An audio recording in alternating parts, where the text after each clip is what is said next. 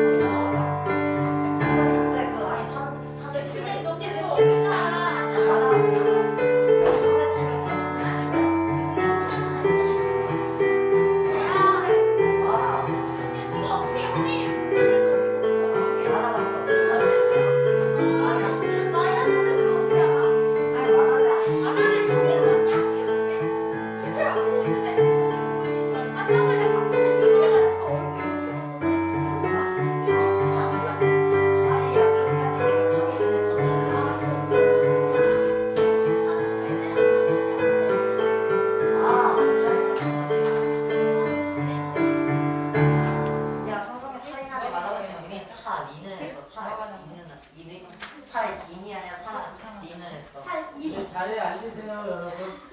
자리에 앉아. 재아야. 성아 잘해. 맞아, 지우야. 맞아, 성아. 거리두기 하고 앉는 거 알지? 내 세 개니까 거리두기가 되겠네. 설마 셋이 앉는 건 아니겠지? 아니 근데 여기 세 개가 있는데요? 하나 좀 뺄게요, 목사님이. 왜요? 진짜 아니야. 목사님 시작해요? 옆에 1m씩 두기로 했잖아. 그 기본적인 기본. 나머지 기본.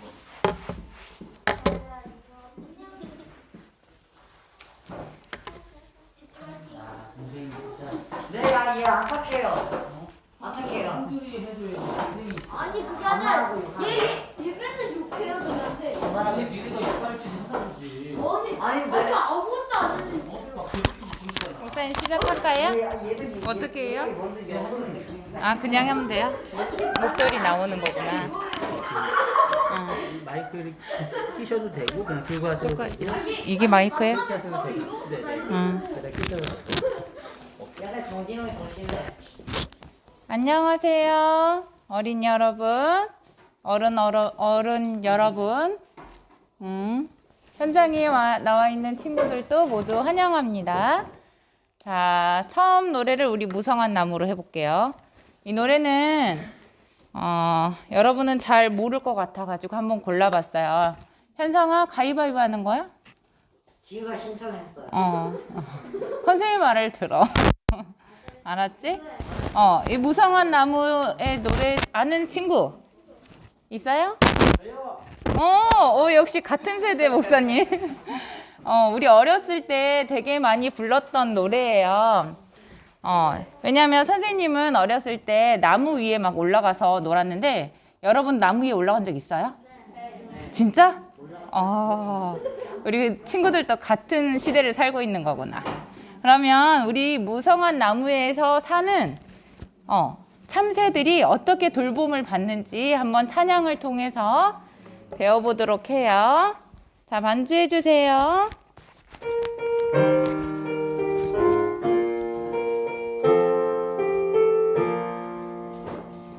무성한 나무의 작은 가지 사이로 사랑스런 모습이 귀엽게 보이네. 행복스런 작은 집 가만히 와보세요. 나뭇가지 사이에 행복한 작은 집. 아기 새 두 마리 어여쁘게 앉았네. 엄마 새가 가만히 둥지로 오네요. 여러분들 조용히 엄마 새가 놀래요. 나뭇가지 사이에 행복한 작은 집. 캄캄한 밤 동안 힘센 바람 불 때에 나무 위에 둥지는 앞뒤로 흔들려. 푸른 가지 사이로 무서워 움츠릴 때 세 마리 조그만 새 누가 돌보시나. 사랑의 하나님 하늘에서 보시고 진절히 돌보시는 세 마리 작은 새. 우리들도 주님이 사랑하여 주시니 나도 주님 사랑에 착하게 살래요. 선생님 막 10살 때 기억나요. 친구들 지금 12살이지. 13살 현성이도 있고 지우도 있고 지금 기억하면 소연이 언니도 있고 김영상 장로님네 효원이, 규원이, 은비애나, 예은이, 준성이, 규현이, 현서, 성현이, 성훈이 환영합니다. 자, 그 다음 찬양은 예수님 생각나. 이건 뭐냐면 이번 한 주 여러분은 어떻게 보내셨어요?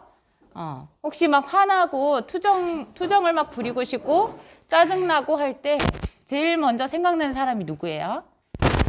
누가 생각나지? 제일 먼저 내 짜증을 누구한테 탁 던지고 싶어요? 여러분들은? 옆에 있는 누나나 동생이나 아니면 엄마 아빠한테 짜증을 탁 던지죠. 아니면 기쁜 일이 있을 때도 옆에 있는 엄마나 아빠나 아니면 동생이나 친구한테 기쁜 일을 먼저 가서 말하고 싶죠. 근데 선생님처럼 이렇게 나이가 들면 누구한테 말하지 못할 때가 있어요. 그럴 때 누가 생각나냐면 예수님이 생각날 때가 있어요. 그렇죠? 그래서 이 노래를 보면은 뭔가를 할 때 내가 기쁜 일이 있고 슬픈 일이 있고 힘든 일이 있을 때 예수님이 생각나면 여러분이 뭐냐면 예수님한테 사랑을 받아가지고 짜증나고 화나도 그 사람한테 짜증내지 않고 사랑을 할 수 있게 된다. 이 생각을 했어요, 선생님은. 그래서 우리 친구들이 한번 이 노래를, 이 찬양을 한번 불러보도록 할게요. 반주해 주세요.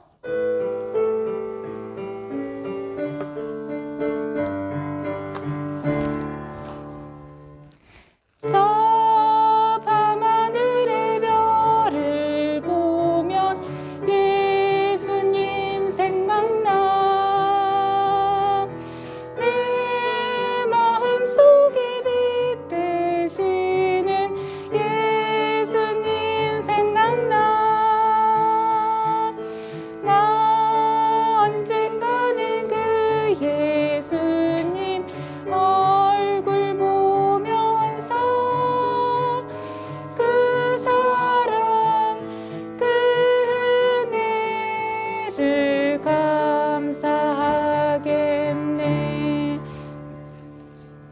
다시 한번 불러볼까? 현성아, 네. 내가 자꾸 부르게 되네. 이렇게 지을 거. 지우랑 왜 그래? 어.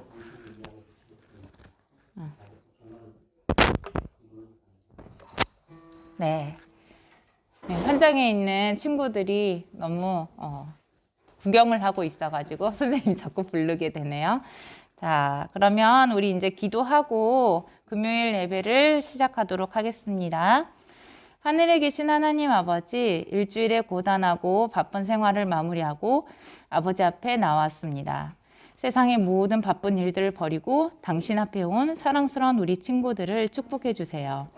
온전한 기쁨과 온전한 순종으로 아버지 안에서 새 힘을 얻는 안식을 되도록 인도하여 주세요. 오늘 말씀을 주시는 이승진 목사님께 하늘의 능력을 주셔서 우리 마음에 하나님의 음성을 잘 새기는 시간이 되도록 도와주세요. 예수님 이름으로 기도드립니다. 네, 말씀 잘 들으세요.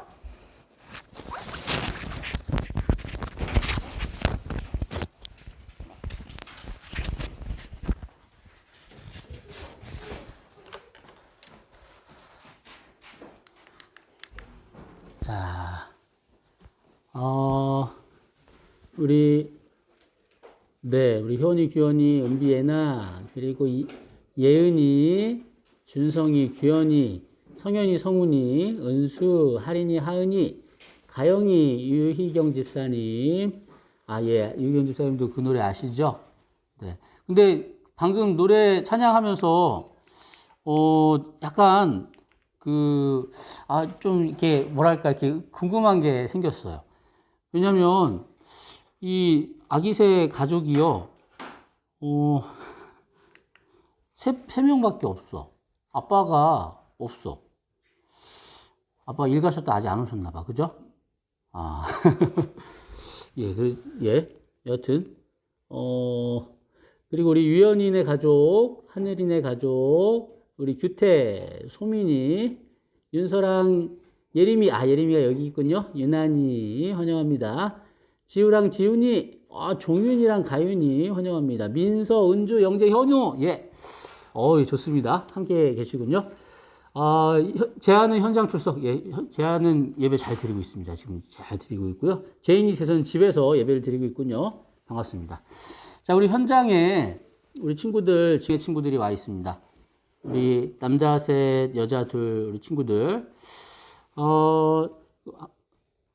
우리 유경 집사님께서, 부장님께서 환영한다고 인사해 주셨네요. 한 주 잘 보내셨죠? 오늘 이제 11월 마지막 안식일이네요. 참 시간이 빨리 흐르는 것 같습니다. 날씨도 많이 추워졌고요.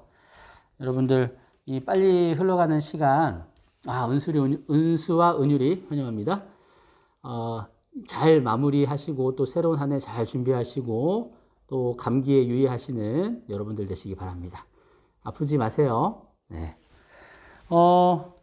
그렇네. 우리 또 남자팀, 여자팀이 나눠져 있는데, 여자팀은 설교 노트를 잘 준비하고 있고요. 남자팀은 설교 노트를 어떻게 한 명도 준비하지 않았네요. 현성이 잘 준비했었잖아. 그지? 맞다. 오늘은 어쩐 일로 잊었어요. 전지우가. 다음에는 꼭 설교 노트를 챙겨주시기 바랍니다. 우리 친구들이 챙겨주시고 부모님들께서도 말씀해 주세요. 교회 갈 때 꼭 설교 노트 들고 갈 수 있도록.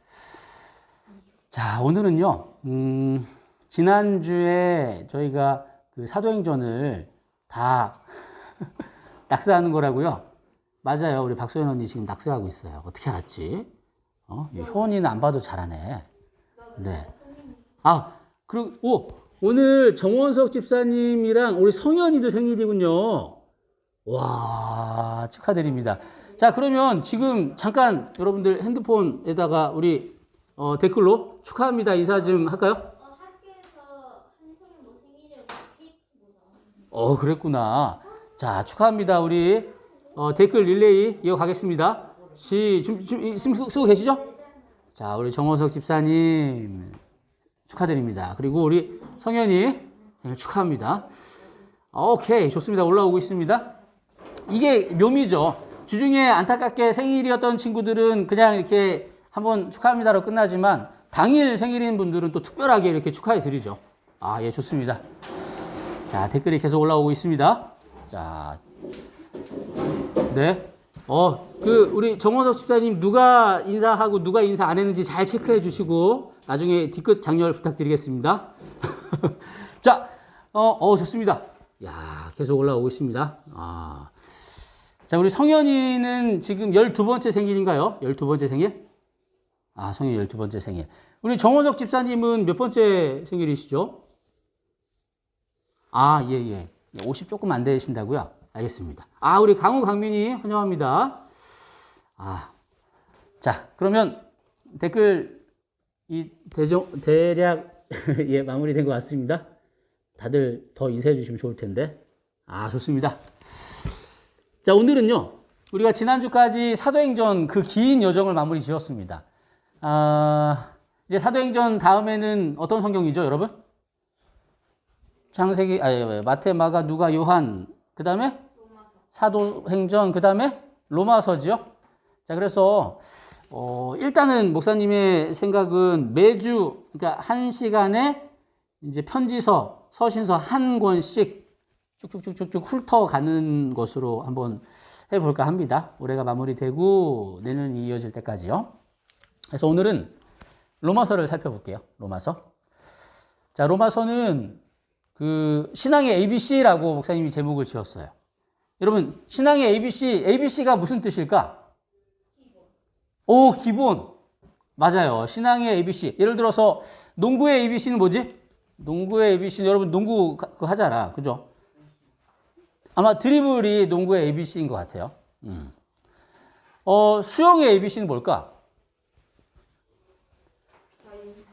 아, 네. 아마 호흡일까? 음파. 아마 이게 ABC일 것 같아요. 잘 모르겠지만. 자, 신앙의 ABC는 뭘까? 신앙의 기본은 무엇일까? 여러분들이 지금 하나님을 믿고 있는데 그 신앙의 기본은 무엇일까? 로마서를 통해서 우리가 살펴보도록 하겠습니다. 오늘은 이제 지난번 사도행전 공부했고 오늘은 로마서 이제 공부하도록 하겠습니다. 로마서는 우리 서해 반갑습니다. 로마서는요, 로마에 있는 교인들에게 보내는 편지가 로마서예요. 네. 예를 들어서 고린도 전서는 고린도에 있는 교인들에게 보내는 편지가 고린도 전서예요. 첫 번째 편지. 두 번째 편지는 후서. 자, 로마서는 로마에 있는 교인들에게 보내는 편지예요. 누가 썼을까요, 그 편지를? 누가 썼을까? 그렇죠. 뭐 신약의 뭐 거의 대부분은 우리 사도 바울이 썼습니다. 사도 바울이 쓴 편지예요.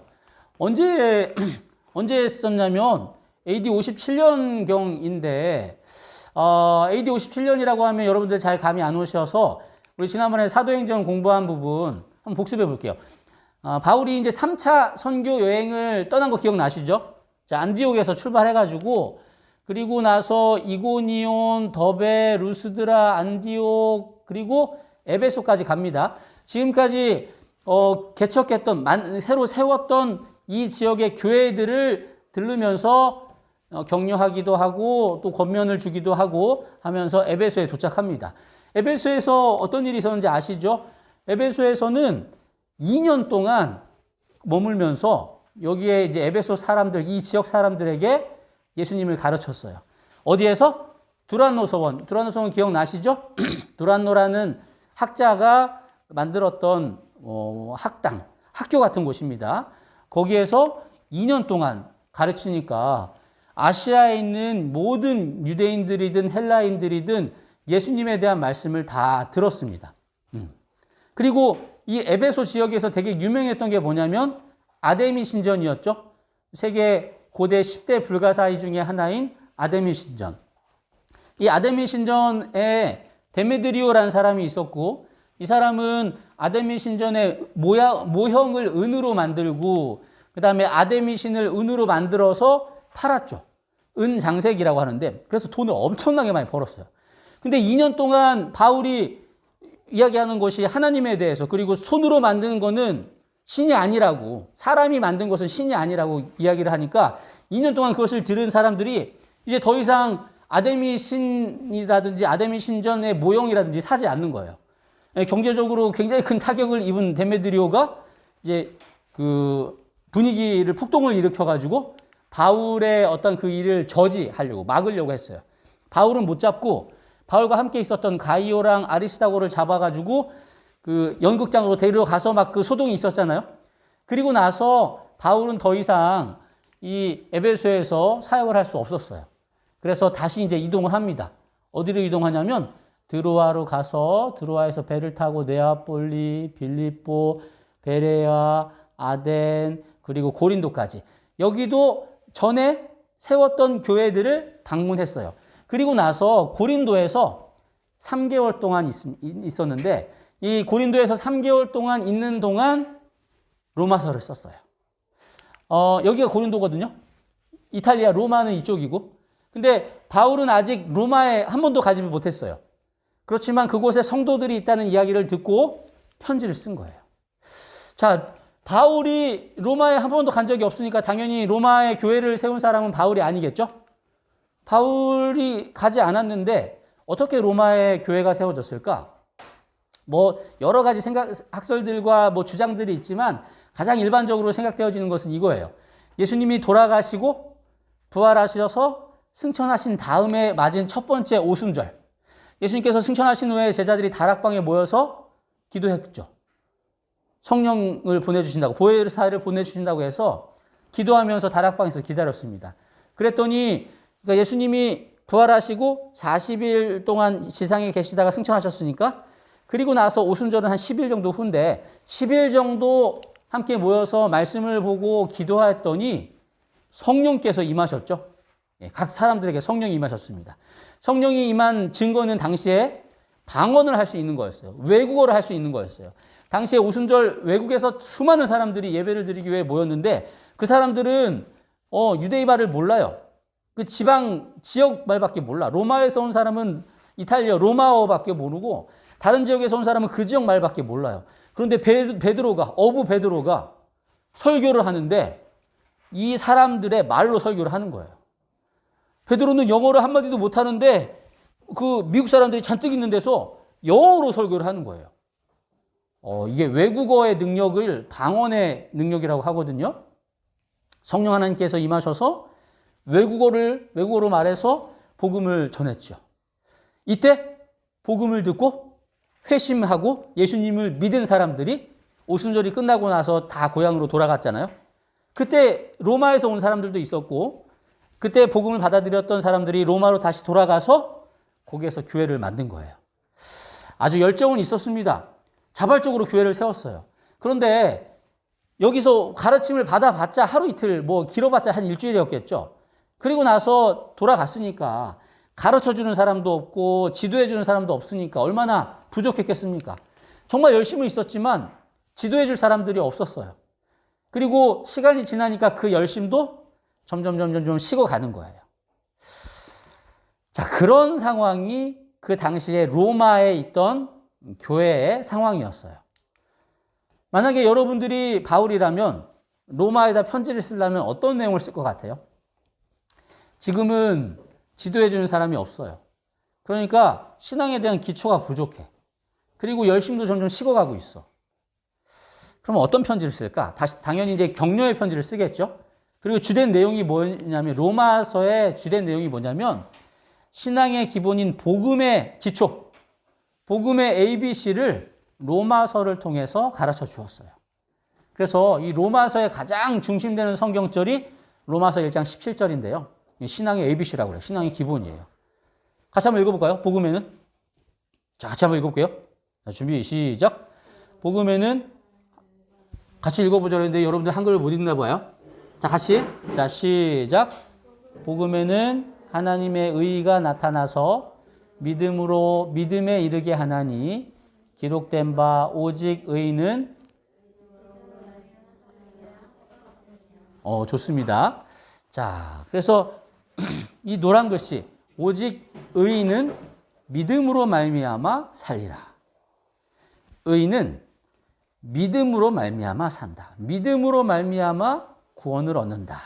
이것이 바울이 로마에 있는 성도들에게 신앙의 가장 기본을 가르쳐 주는 거예요. 자, 여러분, 세상에 공짜가 있을까요, 없을까요? 세상에 공짜가 있을까, 없을까? 공짜 있어요? 자, 예를 들어서 갑자기 전화가 왔어. 전화가 와서, 여보세요? 허연성 고객님, 안녕하세요. 최신형 휴대폰에 이벤트에 당첨이 되셨습니다. 축하드립니다. 요즘에 아이폰 뭐가 가장 신형이야? 13? 아이폰 안 좋은데. 13 프로? 삼성이 좋은데. 삼성 뭐가 좋아요? 몰라요. 삼성. 삼성 무슨 이렇게 접었다 폈다 하는 핸드폰 당첨되었습니다. 그거 안 좋은데. 그거 아니야? 그거 안 좋은데. 안 좋다. 여하튼. 당첨되었습니다. 내일 바로 보내드릴 테니까요. 주민등록번호 좀 알려주시고 주소 좀 보내주십시오. 라고 하면 현성이는 뭐라고 할 거예요? 주민등록번호는 모르고 주소는. 아유, 고맙습니다 하고 이렇게 받을 거예요? 만약에 그걸 엄마 아빠한테 말씀드리면 엄마 아빠가 뭐라고 하실까? 분명히 엄마 아빠는 그거 하지 말라 그럴 거예요.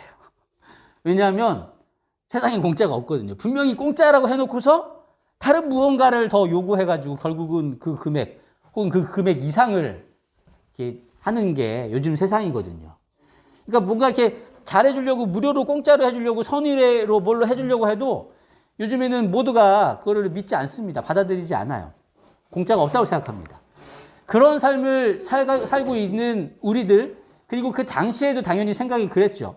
그러니까 신앙도 그렇게 생각할 수밖에 없는 거예요. 분명히 예수님을 믿으면 구원받는다고 내가 배웠거든요. 근데 세상이 그렇지 않은 거예요.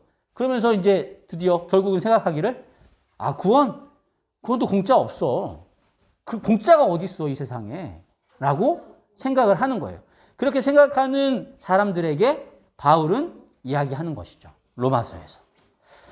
여러분, 적선이라는 단어 들어본 적 있어요? 적선?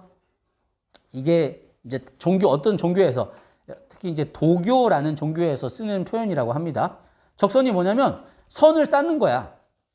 예를 들어서 이런 거지. 선을 쌓아가지고 여기까지 쌓으면 구원받을 수 있어. 여기까지 쌓으면 천당 갈 수 있어. 여기까지 쌓으면 이제 극락이야. 이렇게 하여튼간에 그 사람들이 말하는 가장 좋은 곳에 갈 수 있는 거야. 그러니까 여기까지 쌓기 위해서 내가 원치 않지만, 내가 딱히 하고 싶진 않지만 일단 구원받아야 되니까 친절하게도 하고 참기도 하고 착한 일도 하고 순종도 하고 용서도 하고 배려도 하고 선행도 하고 계속해서 선을 쌓아서 구원받으려고 노력하는 것, 이게 적선이라고 표현을 하는데, 세상의 모든 종교들은, 기독교 말고 모든 종교들은 다 이런 사상으로 신앙을 하게 만듭니다. 여러분, 마틴 루터라고 들어본 적 있어요? 없어요? 마틴 루터는 독일 사람인데 중세 시대 종교 개혁을 이룬 사람이 마틴 루터예요. 마틴 루터가 여기 1517년 10월 31일이라고 기록되어 있는데, 그 당시에 종교 지도자들이 면죄부를 판매하는 것을 반대하는 95개조의 반박문을 써가지고 비텐베르크 성당에다가 쾅쾅쾅 해서 걸어놓고 그 당시에 종교 지도자들의 주장을 완전히 반대하고 그것을 거부하는 첫 종교 개혁의 물꼬를 튼 사람이 마틴 루터예요. 그 당시에 면죄부가 뭐였냐면, 성경에는 그런 교리가 없습니다. 근데 이 사람들이 만들어낸 게 뭐냐면 천당이랑 지옥이 있어요. 근데 천당이랑 지옥 사이에 연혹이라는 게 있어요. 그래서 천당에 지옥에 가기 좀 애매한 사람들이 연옥에 가서 여기에서 조금 불구덩이에서 조금 고통을 좀 당해서 죄를 다 조금 있는 그 죄를 다 씻은 다음에 천당에 올라가는, 그게 이제 연옥이에요. 근데 면죄부를 사면 연옥에 있는 사람들이 고통당하지 않고 바로 천당에 올라갈 수 있다는 거예요.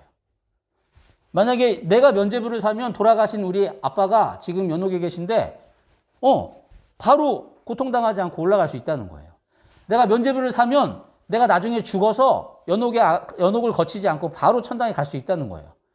사람들이 아무도 모르니까, 가르치는 대로 배우니까 어쩔 수 없이 면죄부를 사는 거예요. 이 당시에 글쎄 가격이 천차만별이었다고 하는데 면죄부 하나에 뭐 50만 원 정도? 요즘으로 따지면 50만 원 정도였다고 하는데 그러니까 면죄부를 왜 팔았을까 이 사람들이? 돈 벌려고. 그 유럽에 엄청난 성당들 있잖아요. 엄청나게 아름답고 화려한 성당들. 그 성당을 짓기 위해서 이런 악한 짓을 했던 거예요. 면죄부가 있어야지 돈을 내야지 그걸 사야지 구원받을 수 있는 거야. 구원은 공짜가 아니에요. 선을 쌓던지 돈을 내가지고 면죄부를 사던지 헌금을 막 해가지고 자선사업을 해가지고 좋은 일을 많이 하던지 그래야지 구원을 받는다라고 하는 생각이 지금도 있고 마틴 루터 시대에도 있었고 그다음에 사도 바울이 있었던 당시에 로마 시민들, 로마에 있는 교인들의 생각도 그랬다는 거죠. 근데 마틴 루터가 로마서를 읽다가 여기에 나오는 이 말씀을 보고 깨달은 것이 오직 의인은 믿음으로 산다. 행함으로 선을 쌓음으로 면죄부를 삼으로 구원받는 것이 아니고 믿음으로 구원받는다라는 것을 깨닫고 나서 종교개혁을 일으킨 거예요. 그래서 오늘은 이 로마서에 나와 있는 복음의 어떤 기초를 한번 ABC를 한번 살펴보려고 합니다. 자, 현성이 일본 좋아한다고 그랬죠? 아닌데. 일본은 숫자를 셀 때 좀 독특하게 센다? 네. 자, 문제. 자. 이게 숫자 몇이게? 이게 5? 2? 7이요. 7? 어떻게 생각해요? 이거는? 6이야? 9야? 현성이가 일본을 좋아하는 게 맞나 보다. 자, 일본 사람들은 숫자를 셀 때 1, 2, 3, 4, 5까지 세고 그 다음에 한국 사람은 6, 7, 8이잖아. 근데 일본 사람들은 6, 7, 8, 9 뭐지? 이렇게 해, 9, 9. 10은 똑같아요. 심어. 신기하죠? 일본 사람들은 이렇게 하면 몰라. 이렇게 하면 이게 15인지 6인지 구분을 잘 못해. 6은 이거예요. 6은 이거. 6은 이거야. 7, 8, 9. 일본 사람들은 왜 이렇게 셀까? 여러분, 일본 사람들은 왜 이렇게 셀까? 뭔가 기분이가 좋으니까. 몰라요. 물론 이제 문화적으로 뭐 이유가 있지만 특별히 이유 잘 몰라. 근데 일본인들이 이렇게 세. 한국인들은 어떻게 세요? 6. 6 어떻게? 6 이렇게 나. 그죠? 한국인들 왜 이렇게 셀까? 왜 이렇게 세요? 몰라요. 한국이니까 이렇게 세는 거야. 우리는 이렇게 배워왔으니까. 자, 여러분은 한국인입니까? 한국인이에요? 어떻게 한국인으로 태어났죠? 왜 한국인이에요? 왜? 네? 엄마 아빠는 한국인. 엄마 아빠가 한국인이고 한국에서 태어났으니까 한국인이죠? 맞아요. 여러분. 왜 한국이냐면 특별한 이유 없어. 내가 그냥 한국에서 태어났고 우리 부모님이 한국이니까 여러분 한국인인 거예요. 성경에서 여러분들 뭐라고 말하는지 알아요? 여러분 미안한데 여러분 죄인이래. 죄인. 맞아요? 죄인 맞아요? 재야 죄인 맞아? 왜? 제 안경 바꿨네? 안경 바꾸니까 훨씬 더 괜찮아 보인다. 더 잘 어울린다, 안경이. 자, 성경에서는 저와 여러분들이 다 죄인이라고 합니다. 왜냐하면 첫 번째, 우리가 다 이제 공감하는 내용이에요. 나쁜 행동과 나쁜 생각을 해요. 착한 일도 하기도 하지만 나쁜 일도 많이 해. 뭐 도둑질, 미움, 비난, 음란, 증오, 정죄, 왕따시키기, 시기 뭐 이런 것들 우리가 생각으로도 하고 행동으로도 하고 그래요. 우리가 법을 어기기도 하고 그러니까 죄인이에요. 그리고 또 한 가지의 죄인의 의미는 뭐냐면 이 로마서 6장 23절에 죄의 결과는 사망이라고 이야기합니다. 그러니까 모든 죄인은 죽어요. 여러분 죽어요, 안 죽어요? 죽어요. 안 죽으면 죄인 아니야. 여러분 죽어요, 안 죽어요? 죽어요. 그럼 뭐야? 죄인이야. 아무리 착하게 살아도 죄인이야. 이게 그 신학적인 용어로 원죄라고 표현을 합니다. 원죄. 뭐 그건 그렇게 중요한 건 아니고. 그러니까 여러분들은 죄인이야. 미안하지만. 안 죽을 수도 있다고요? 이 세상에 안 죽은 사람이 있었어요? 안 듣고 올라갈 사람이 있어요. 아직은 몰라요. 아직은 몰라요. 그런데 반드시 죽어요. 이렇게 깨어있을 때 하나님이 오면 안 죽어요. 아, 그렇지. 예수님이 오시면, 그렇지. 우리가 살아서 예수님을 만나면 안 죽을 수도 있어요. 그러나 그것 말고는 안 죽을 수가 없어. 그죠? 안 죽고 올라간 사람 몇 명 있어? 엘리야, 에노. 그렇지.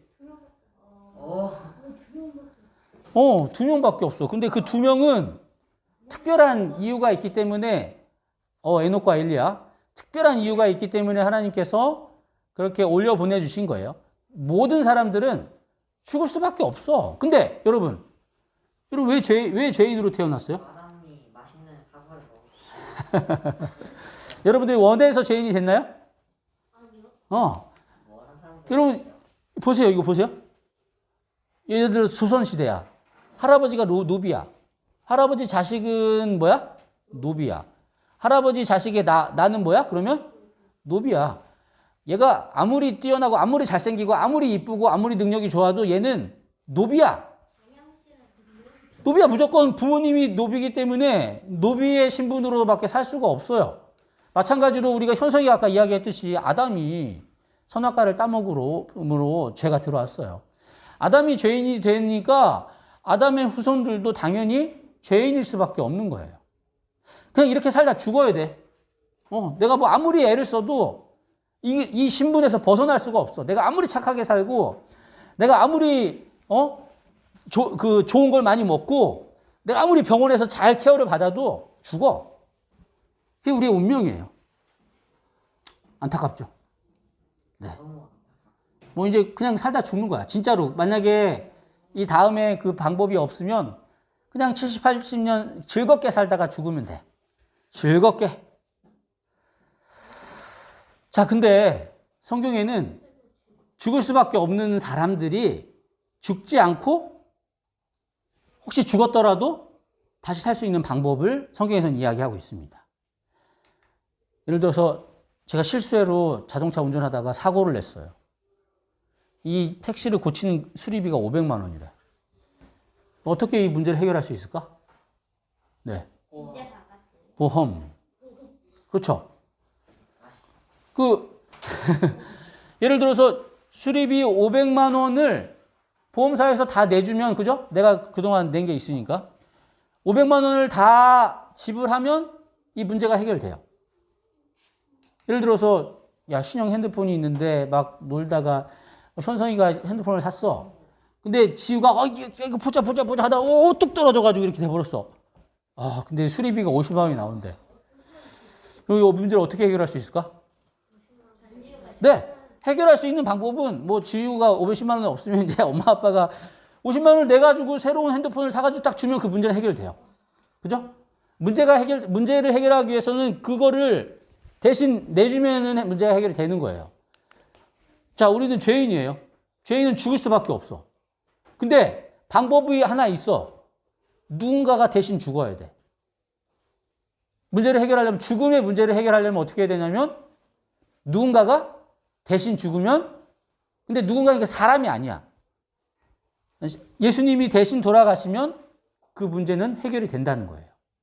그래서 예수님께서는 하나님의 아들이신데 이 땅에 오셔가지고 죄의 대가를 다 지불하시면서 돌아가신 거예요. 신인데, 여러분 신이야, 신. 왕도 아니고 신이야. 신이란 존재가 잘 이해가 안 가죠? 온 우주를 다 만들고 다 마음대로 할 수 있는 존재야. 그게 신이에요. 신이 사람의 몸으로 왔어. 사람의 몸으로 왔는데 사람들은 어떻게 하는지 알아요? 조롱하고 침 뱉고 때려요. 그리고 아주 가혹하게 채찍질을 하고, 그리고 십자가에 매달죠. 십자가에 매달고 조롱하고 욕하고 네가 신이면 내려와 봐라. 그럼 내가 믿을게. 하하하 막 웃으면서. 여러분 같으면 이거 견딜 수 있겠어요? 내 신인데? 내가 사실은 지금 중학교 3학년인데, 초등학교 5학년 애들이랑 이렇게 막 놀면, 야, 현성아, 막 이러면, 중학교 3학년 형한테 기분이 어떨까? 막 무시하고 그러면 한 대 때려주고 싶겠지. 나는 힘도 세고 애들 다 잡을 수 있는데. 근데 예수님은 참으세요. 왜냐하면 이걸 다 견디셔야만 우리들의 죄를 다 사해 줄 수 있거든요. 결국은 십자가에서 돌아가셨어요. 생명을 내려놓으셨어요. 생명값을, 죄의 값을 우리를 위해서 주셨어요, 다. 나는 예수님은 없고 그냥 돌아가신 거예요. 이 구원은 진짜로 비싼 거거든요. 정말로 값지고 돈으로도 살 수 없고 어떤 행위로도 살 수 없어요. 근데 살 수 없으니까, 방법이 없으니까 예수님께서는 대신 그것을 우리에게 선물로 주셨어요. 선물은 받는 거예요. 그죠? 선물을 받는다는 의미가 뭐냐면 믿는 거예요. 믿는 거. 어렵지 않아요. 한 할머니가 계십니다. 할머니가 정말 무거운 짐을 시장에서 지고 이게 다 이거 물건 사가지고 오고 계세요. 이렇게 이렇게 오고 계시는데 비싼 차가 쉬익 왔어요. 그러면서 할머니 어디까지 가세요? 제가 태워다 드릴게요. 할머니가 너무 미안한 거예요. 이 차가 엄청 좋은 차잖아. 타기도 미안하고 이렇게 신세를 지는 것 같아서 미안하고. 근데 여기 젊은이가 할머니 괜찮으니까 타시라고. 할머니가 다 타셨어. 타셨는데 어떻게 타셨는지 알아? 짐 이렇게 들고 가방 이렇게 그대로 맨 채로 이렇게 앉아 계시는 거 이렇게. 할머니 짐 내려놓으세요. 내가 미안해서 어떡해 이렇게. 그 미안한 이거 막 이렇게 짐 들고 있으면 차가 좀 덜 힘들까? 차 기름이 좀 덜 나갈까? 차에 탔으면 그냥 짐 내려놓고 편하게 앉아 있다가 도착하면 내리면 돼요. 근데 때로는 우리는 미안하니까 그걸 계속 들고 있으려고 그래. 믿는 게 뭐냐면 여러분들, 구원은 뭐냐면 차에 타라 그러면 감사한 마음으로 타는 거예요. 짐은 내려놓으면 되는 거예요. 예수님이 구원을 주셨어요. 구원을 내가 이거 민망해서 내가 아무것도 안 했는데 어떡하지? 이거라도 해야겠다 하고 노력하는 것, 그거 필요 없다는 거예요. 그 당시에 로마 사람들은 구원받기 위해서 많은 것들을 노력했나 봐요. 막 율법도 지키려고 하고 할례도 막 꼭 행해야 된다고 하고 그렇게 해야지 구원받는다고 생각했나 봐요. 구원을 이루어 주신 것을 받아야 된다고 생각했나 봐요. 그런데 하나님께서는 구원은 그런 것이 아니라고 말씀하시고 믿으면 그것이 내 것이 된다라고 말씀하고 계신 거예요. 그 예로 예수님께서 살아계실 때 사람들에게 이런 예화를 드셨잖아요. 이렇게 말씀하십니다.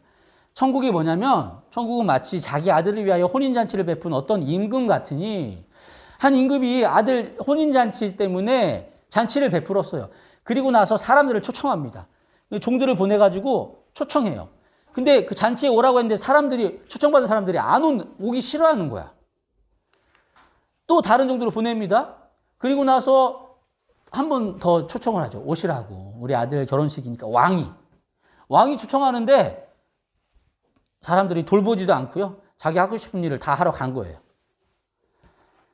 그리고 나서 왕이 빈손으로 온 종에게 이야기합니다. 이거 혼인잔치는 다 준비됐는데 이렇게 빈자리에서 어떡하냐. 야, 안 되겠다. 거리에 있는 사람들을 만나는 대로 다 잔치에 불러들여라.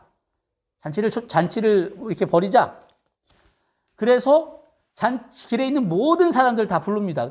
종들이 나가서 악한 자, 선한 자, 만나는 대로 모두 데려와서 혼인잔치에 손님이 가득한 거예요. 보세요.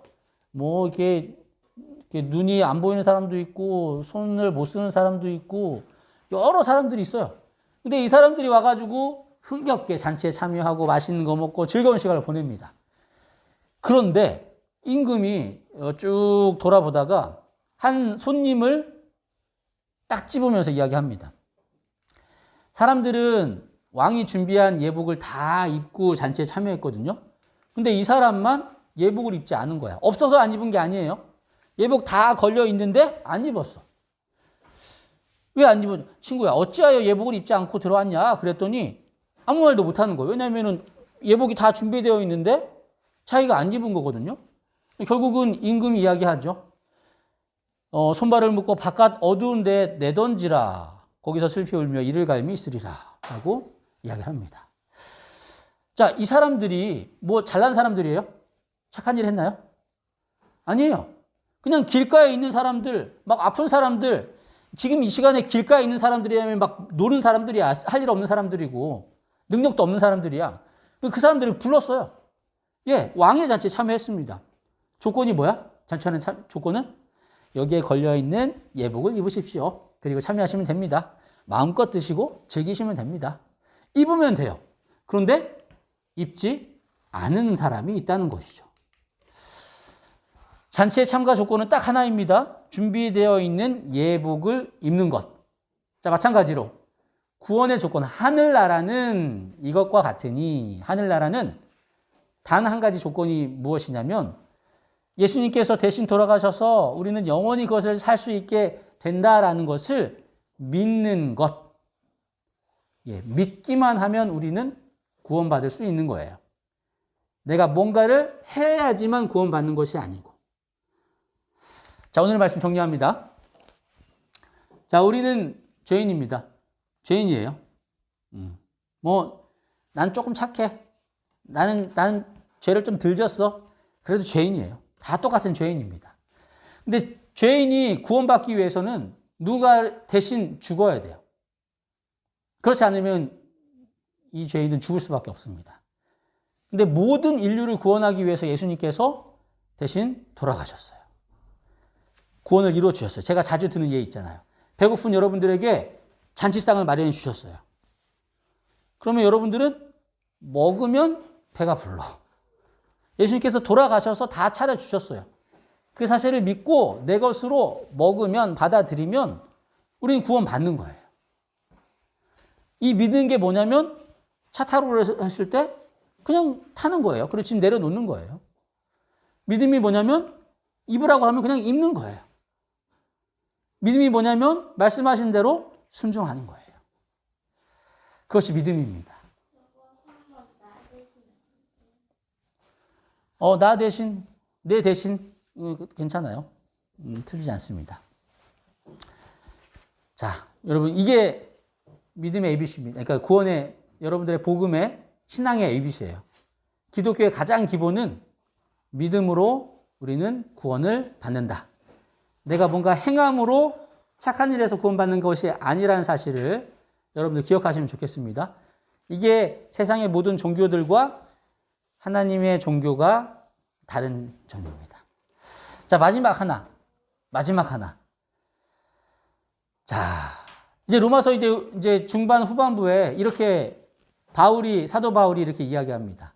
그러므로 형제들아, 내가 하나님의 모든 자비하심으로 너희를 권하노니 너희 몸을 하나님이 기뻐하시는 거룩한 산제물로 드리라. 이는 너희가 드릴 영적 예배니라. 구원받은 사람들, 자, 여러분들 이제 믿으면 구원받습니다. 자, 구원받은 사람들, 믿으면 구원받는데 그 믿은 사람들의 삶이 어떤 삶일까? 아니, 난 믿어 하고 마음대로 생각을 하는 게 아니죠. 믿으면 진짜 그렇게 사는 것인데 우리의 몸을 하나님이 기뻐하시는 거룩한 제사로 드리라는 거예요. 하나님이 기뻐하시는 제사가 무엇이냐면 우리의 몸을, 우리의 생애 전체를 하나님께 드리는 거예요. 우리의 생애를 통해서 계속적으로 하나님 보시기에 선한 일에 힘쓰는 것이에요. 이거 행하는 건데, 그죠? 네. 포인트는 구원을 받기 위해서 노력하는 것이 아닙니다. 구원받은 사람으로서 그렇게 살아가는 거예요. 예. 여러분, 미국 사람이 되기 위해서 아무리 미국의 헌법을 지킨다 한들 미국 사람이 될 수 없습니다. 미국 사람일 때만 헌법을 지키면 되는 거예요. 여러분들 대한민국 국민이 되잖아요. 그죠? 내가 대한민국 국민이 되기 위해서 교통법규를 지키는 게 아니고, 예, 대한민국의 국민이기 때문에 당연히 지켜야 될 게 법이기 때문에 지키는 것입니다. 구원받기 위해서 구원받기 위해서 노력하는 것이 아니고요. 구원받기 위해서 하나님께 우리의 생애를 드리는 것이 아니고, 구원받기 위해서 선한 일을 하는 것이 아니고요. 구원받은 사람으로서, 하늘나라 시민으로서, 하늘나라의 거민으로서 당연히 우리의 생애를 하나님께 드리고 선한 일에 힘쓰는 것이 우리의 의무인 것입니다. 그래서 여러분들 앞으로 하늘나라를 어떻게 가지? 그런 고민이 아니에요. 그런 고민은 더 이상 할 필요 없어요. 그 사실을 믿으면 돼요. 여러분들이 해야 될 고민이 무엇이냐면, 내가 어떻게 하늘나라의 사람으로서 살아가야 될까? 내가 어떻게 하늘나라 시민으로서 살아가야 될까? 내가 어떻게 예수님의 자녀로서 살아갈 수 있을까? 그것을 고민하는 것입니다. 그러면 여러분들의 그 고민은 고통스럽고 불안한 것이 아니고 더 평안해지고 더 나은 삶으로 가기 위한 고민이 될 것입니다. 네. 그래서 여러분들 하늘의 백성답게 살아갑시다. 네. 용서받기 위해서 용서하는 거 아니에요. 용서받았으니까, 하나님께 용서받았으니까 다른 사람을 용서하는 것입니다. 하나님께 사랑을 받고 있으니까 다른 사람들을 사랑하고요. 하나님께 도움을 받았으니까 다른 사람들에게 도와주는 겁니다. 우리는 빈 몸으로 태어났어요. 거저 받았으니까 거저 주는 거예요. 하루하루가 선물로 받았으니까 그 하루하루를 감사하면서 살아가는 것이 하나님을 믿는 사람들, 그리고 하늘 시민의 응당한 삶의 태도임을 기억하시면 좋겠습니다. 다가오는 한 주, 다음 한 주, 여러분들 용서하는 것, 사랑하는 것, 도와주는 것, 나누어주는 것, 감사하는 것 쉽지 않아요. 그죠? 내가한테 없는 것 나눠주기엔 너무 쉽지 않아. 그런데 하나님께서 우리를 용서하시고 사랑하시고 도와주시고 주시고 베풀어 주신 것을 생각하며 그것을 반사하는, 그것에 반응해 나가는 저와 여러분 되시기를 간절히 바랍니다. 그렇게 한번 살아가 봅시다. 하늘나라 가기 위해서 살지 말고 하늘나라 시민으로서 어떻게 살아야 될지 고민하면서 살아가시기 바랍니다. 기도할게요. 사랑의 아버지 하나님, 저희들의 한 주간의 삶을 지켜주시고 또 이렇게 행복한 안식일을 맞이하게 해주시니 감사합니다. 오늘 또 로마서를 통해서 우리 신앙의 기본을 다시 한번 확인했습니다. 무언가를 얻기 위하여 열심히 노력하고 선한 일을 하고 자선을 베풀고 그런 삶이 아닌 이미 받은 사람으로서 감사하는 마음으로 사랑하고 나누고 베푸는 우리들이 될 수 있도록 도와주세요. 이 밤 함께 해주시고 내일 또한 건강한 모습으로 행복한 모습으로 또 안식일 예배에서 만날 수 있도록 도와주시기를 사랑의 예수님 이름으로 기도드립니다. 아멘. 여러분 감사합니다. 오늘 좋은 밤 되시고요. 내일은 우리 신승열 목사님께서 말씀을 준비하셨으니 우리 신승열 목사님 기쁜 마음으로 기다립시다. 좋은 밤 되시고요. 내일 뵙겠습니다. 안녕히 계세요. 그래 안녕.